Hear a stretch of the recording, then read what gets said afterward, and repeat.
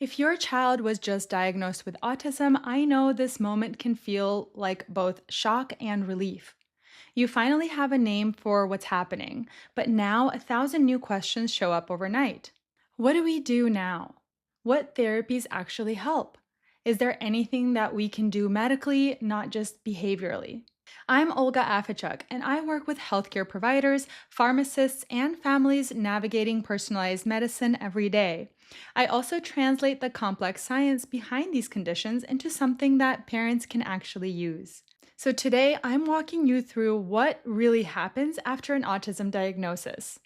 The part most families don't get told in those first few overwhelming weeks. We'll talk about where to start, what to ask, and which biological systems often play a role in how your child thinks, feels, and develops. Because autism isn't one single condition, it's a pattern of symptoms that can have many underlying causes. And when we understand those causes, we can support kids more effectively than ever before. The first thing to know is that you did nothing wrong. Autism is not caused by bad parenting, too much screen time, or a single mistake. It's a neurodevelopmental difference, and while the rates have risen dramatically over the last few decades, our understanding has too. In the United States today, about 1 in 31 children born in 2014 has an autism diagnosis. Boys are diagnosed more often than girls, roughly 1 in 20. But even within that group, the range of presentation is massive. Some kids are hyperverbal, others nonverbal. Some have profound sensory sensitivities, and others seem calm but disconnected. That's because autism is an umbrella term. It describes behavioral patterns, not biological mechanisms, and that distinction is key. The diagnosis opens the door for services and therapies, but it doesn't explain why your child's brain is functioning differently, and that's where the real detective work begins. Most families, right after the diagnosis, are referred to behavioral therapies, things like speech therapy, occupational therapy, applied behavioral analysis, or social skills programs. Those are incredibly valuable. They help your child build communication skills, regulate emotions, and learn daily routines. What I see missing from early conversations is the medical side of autism. When you hear autism spectrum disorder, it's easy to think it's all neurological, something hardwired and fixed. But we now know that there are biological systems underneath those behaviors that we can often optimize. Things like folate metabolism and methylation pathways, mitochondrial functions, how these cells produce energy, the gut-brain axis and microbiome balance, immune and inflammatory responses, detoxification, and oxidative stress capacity. These aren't abstract ideas. They're measurable, trackable, and sometimes treatable. When patients only focus on behavioral therapy, they're addressing the software, but the hardware, which is the body's biochemistry, often needs tuning too. Let's unpack a few of the most studied systems that impact kids on the spectrum. First, the folate and methylation pathways. This is the same pathway connected to leucovorin, which the FDA just recognized as a treatment for autism symptoms linked to cerebral folate deficiency. In simple terms, folate helps your brain make neurotransmitters and repair neurons. But some children, due to genetics like MTHFR or autoantibodies that block folate receptors, can't get folate into their brains effectively.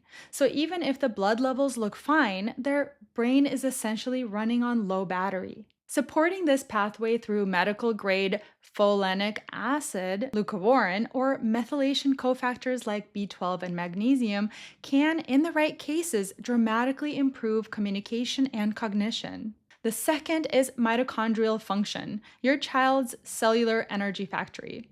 Every cell in the body relies on mitochondria to produce energy. In some children with autism, those mitochondria aren't working efficiently, leading to fatigue, delayed recovery after illness, or developmental regression following stress or fever. There's strong evidence that mitochondrial support through nutrients like carnitine, CoQ10, and riboflavin can improve alertness, focus, and resilience. The third is the gut brain axis and microbiome balance. Up to 70% of children with autism experience digestive issues, constipation, bloating, picky eating, and reflux. The gut and the brain communicate constantly through the vagus nerve, and when the gut microbiome is balanced, it can influence neurotransmitters like serotonin and GABA.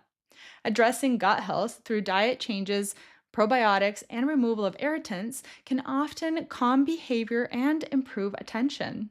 Fourth, immune and inflammatory regulation. Research shows that immune dysregulation is common in autism, meaning chronic low grade inflammation, recurrent infections, or even autoantibodies targeting brain tissue. These immune imbalances may contribute to neuroinflammation and fluctuating symptoms. That's why some clinicians use gentle immune modulators, antioxidants like curcumin, NAC, and anti inflammatory dietary strategies. Number 5, environmental and nutrient factors. Deficiencies in iron, zinc, vitamin D, and omega 3 fatty acids are frequent.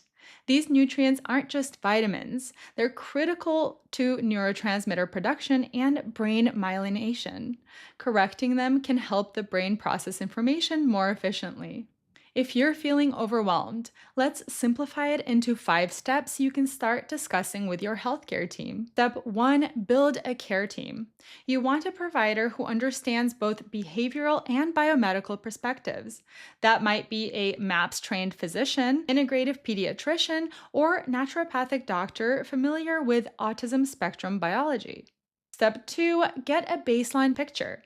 Request labs that look at the foundations: ferritin, vitamin D, folate, B12, thyroid, zinc, carnitine, and if possible, folate receptor antibody testing. Step 3, support the gut and diet. A clean anti-inflammatory diet makes every therapy work better. Focus on whole foods, eliminate artificial colors, limit refined sugar, and consider dairy and gluten removal trials under supervision. Step 4, add targeted support under medical guidance.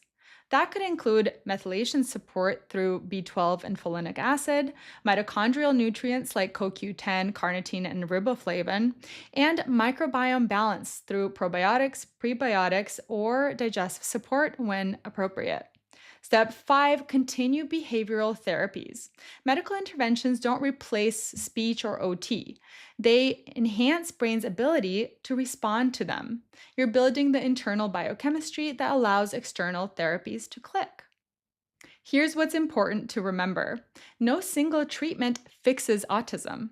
We're talking about supporting biology, not changing identity. The goal is improvement in quality of life, better communication, more calm, improved sleep, fewer meltdowns, and more connection. Every child's timeline is different.